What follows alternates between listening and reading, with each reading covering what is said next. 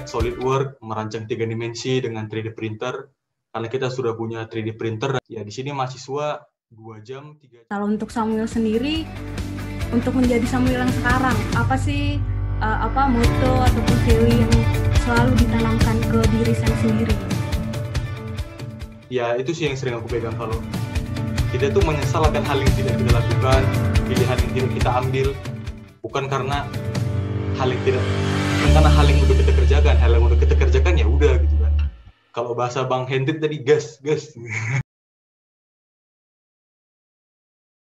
Baiklah, terima kasih. Ya, terima kasih buat Mei Vanora ya di talkku ini. Nah, dan juga buat Lamhot, ya Bang Lamhot, ini lagu Lamhot Syagian lagi di Amrik. Ya tadi tentang Bona Pesakit mengajarnya, ya hebat-hebat apanya idenya, harapannya, semoga tetap semangat terus. Ya, karena ya Bona Pesakit pasti membutuhkan hal-hal seperti ini, lebih banyak dan lebih besar lagi selanjutnya. Oke, nah jadi kali ini aku mau sharing tentang manajemen rekayasa dan juga tentang sekolah bisnis di Belanda. Jadi tentang dua hal ini, tentang manajemen rekayasa dan sekolah bisnis di Belanda. Oke, aku akan mulai share screen.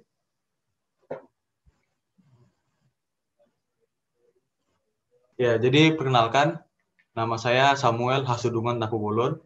Ya, jadi sekarang saya sedang berada di kota Amsterdam, di negara Belanda, untuk dalam rangka mengenyam pendidikan studi S2 di University of Amsterdam.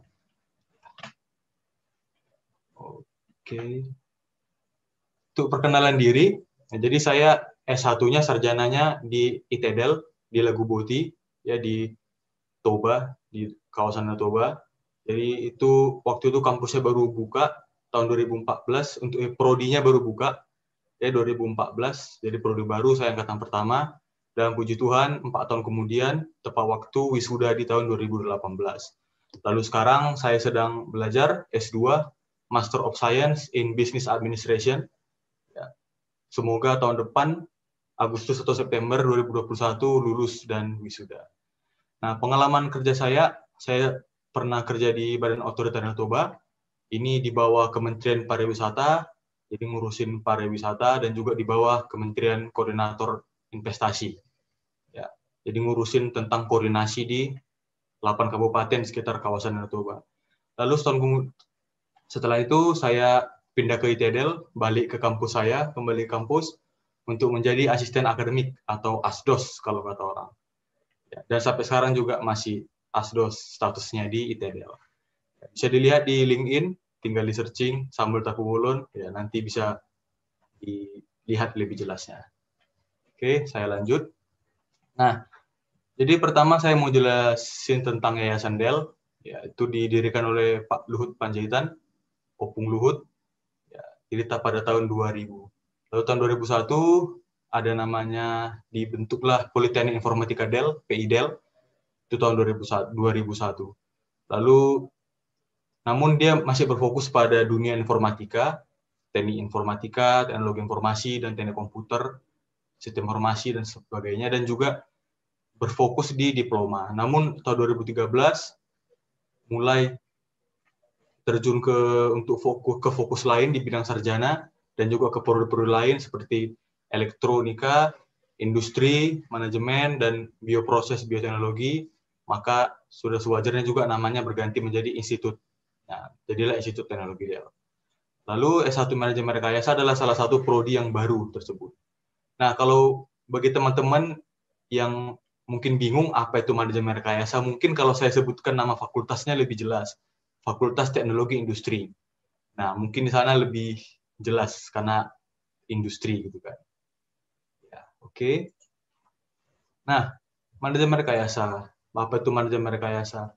Jadi intinya ini adalah studi belajar yang menggabungkan antara rekayasa atau engineering, jadi rekayasa engineering, dan juga pendekatan manajerial, manajemen, yaitu pengelolaan manusia.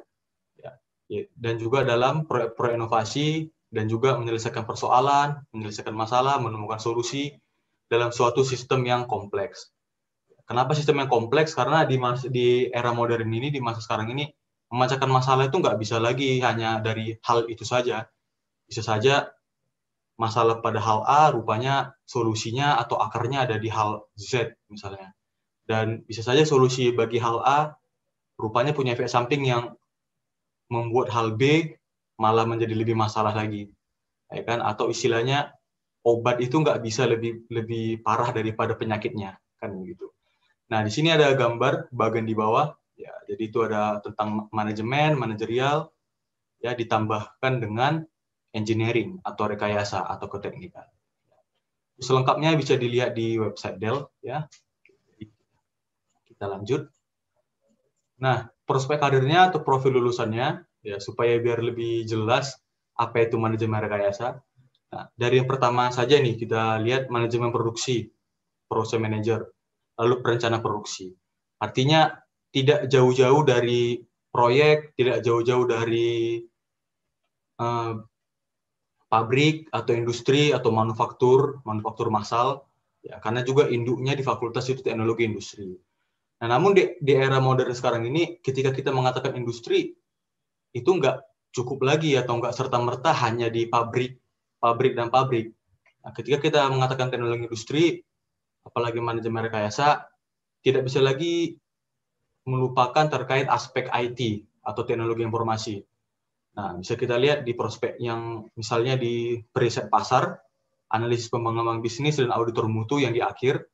Nah, di situ prospek lulusan kita, alumni kita banyak bekerja juga di perusahaan-perusahaan IT. Misalnya seperti Tokopedia misalnya, atau Traveloka. Nah, jadi di sana ilmu manajemennya, ilmu bisnisnya juga dipakai. Jadi selengkapnya bisa dilihat juga di website, ya ada lengkap di situ. Nah, jadi berikut aktivitasnya. Nah, jadi bagaimana supaya mahasiswa yang masuk nanti bisa memiliki keterampilan yang menuju ke arah prospek karir tadi.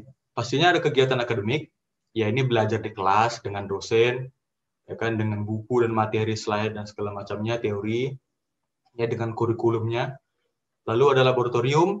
Nah, di mana di sini kita mencoba menerapkan dalam skala kecil, dalam skala simulasi skala kecil yang kita pelajari teori-teori di kelas tadi. Nah, kita punya 2 lab yang utama. Yang pertama itu Lean Production System.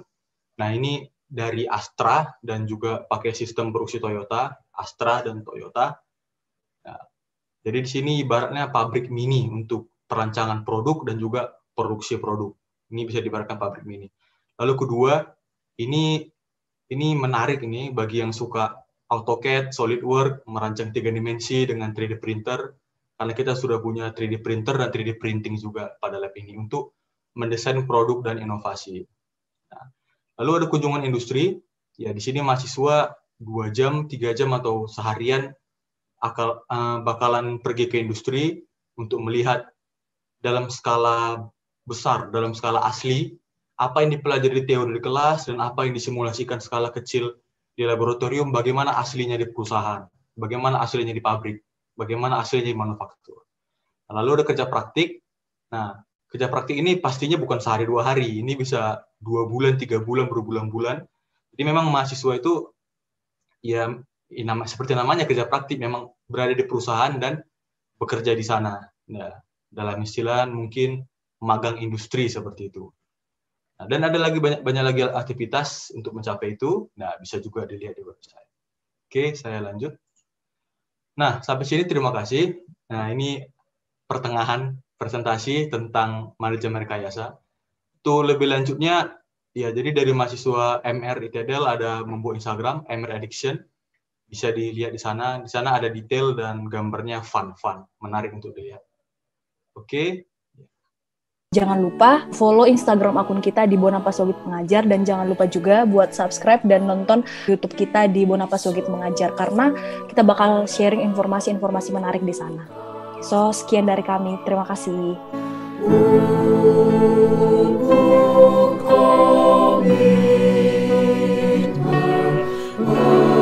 Berkarya